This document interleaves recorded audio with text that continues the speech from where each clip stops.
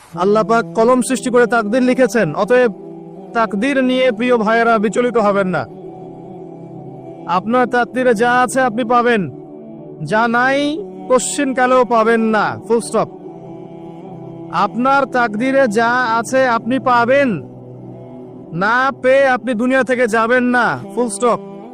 আর আপনার তাকদীরে যা নাই সারা দুনিয়ার মানুষ মিলে আপনাকে দিতে পারবেন না। এই চিন্তাটা আগে মাথার মধ্যে সেট করেন।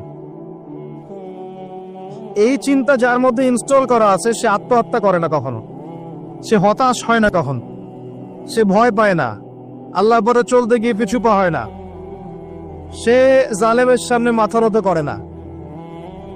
যার মাথায় এই চিন্তা আছে যে আল্লাহ যা লিখেছেন এটা হবে, যা লিখেন নাই সারা দুনিয়ার মানুষ মিলে সেটা হবে না, সিম্পল। এর মধ্যে আল্লাহ পাক পরীক্ষায় ফেলবেন, ওই বিষয়টা ডিফারেন্ট। আমি অবশ্যই তোমাদেরকে পরীক্ষা করব ভয় দিয়ে, ক্ষুধা দিয়ে, সন্তানের ইন্তেকাল দিয়ে, ফসলের ক্ষতি দিয়ে, সম্পদের ক্ষতি দিয়ে আমি পরীক্ষা করব। কিন্তু যারা সবর করবে এবং যারা এই কনসেপ্ট রাখবে ইন্না লিল্লাহি ওয়া ইন্না ইলাইহি রাজিউন, এদেরকে আল্লাহ পাক প্রশংসা করেছেন, ইনশাআল্লাহ এরা সফল হবে।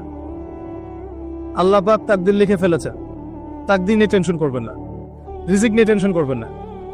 এখনকার যুব সমাজের সবচেয়ে বড় টেনশন রিজিক। একটা জব, একটা ভালো জব, একটা ভালো ব্যবসা, সে সিকিউরড লাইফ চাচ্ছে, রিজিক নিয়ে চিন্তা করবেন না। আপনার কাছে যে রিজিক আছে এটা আপনার কাছে আসবেই ইনশাআল্লাহ। হয়তো সময় লাগছে কিন্তু আপনার কাছে আসবে ইনশাআল্লাহ।